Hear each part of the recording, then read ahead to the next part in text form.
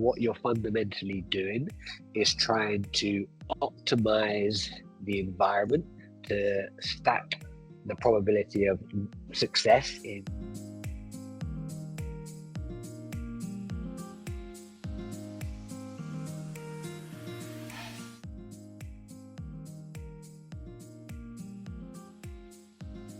The best way I can describe the role of a performance coach is that I do everything. So my client, my athlete, my driver only has to think about what they're doing. So for example, working in Formula 1 with Max Verstappen, I would look after his training, his physio, his nutrition, his hydration. I'd drive him to the track. I would wash his kit. I'd do absolutely everything so that he could just come in, focus on the task at hand, and go racing. Control his controllables while I look after the rest. And that involves obviously knowing your client, knowing your athlete very, very well, building that trust with them. I've always talked in the past about the reason I got the job is probably not because there's plenty of other people that are physios and performance coaches, but it's all about getting on with that client. I often talk about something called interaction over intervention, where that communication style, those communication skills are so important. And I guess it's a bit like a CEO or business leader coming into a company and trying to manage their people and find out what makes them tick and try and get the best out of the client. And in managing everything for that athlete, what you're fundamentally doing is trying to optimize the environment to stack the probability of success in their favor. And yeah, that's what I would say a performance coach, or certainly a performance coach, does for me.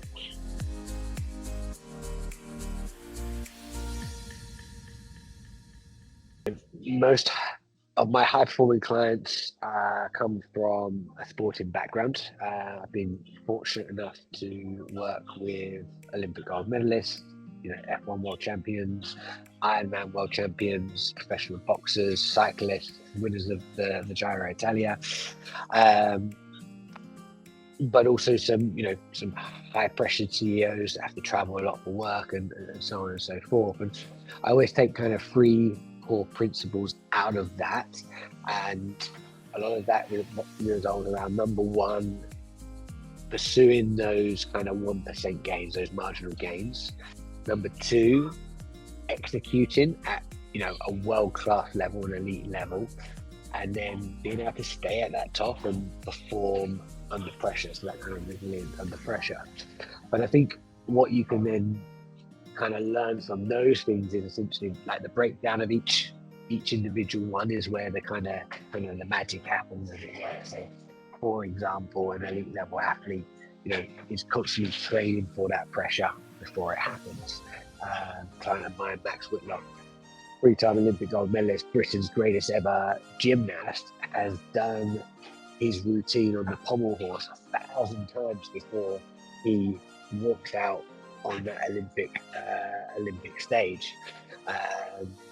And you can see it as well. The best CEOs will prepare for crisis moments or prepare worst case scenario or run worst case scenario drills so that they are ready for when it happens. So it's training for the pressure before it happens, and then being able to apply frameworks when the pressure does come. So breathing techniques to regulate stress, reframing that pressure as a privilege. And Michael Jordan was always the best at that, when he would see game-winning shots as opportunities and not threats. And we had the same in Abu Dhabi 21. Level on points going into the last race as an opportunity to win the championship. And then being able to apply mental performance techniques such as visualization or breaking things down into micro tasks, developing an alter ego for high stakes moments, all come in to the ability to be able to cope with those high pressure moments and perform at the best. So lots you can break down into that, but I think focusing on the kind of key points and then breaking those down initially is the best way to look at that.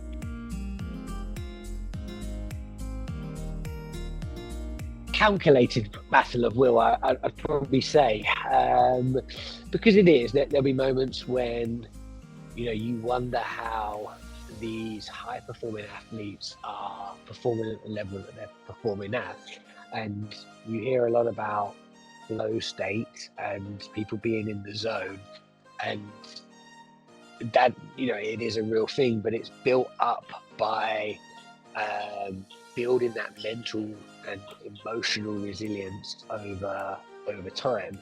And again, F1's a very good example of that, because what you have is you have drivers that need to reach a certain level of physical fitness, but they don't need to be super athletes. So most drivers will be of a relatively similar physical fitness, because once they reach their cardiovascular fitness, once they reach their next strength, by going above and beyond it doesn't add lap time. If you're below it, it can take away lap time, but you don't get faster by being more physically fit.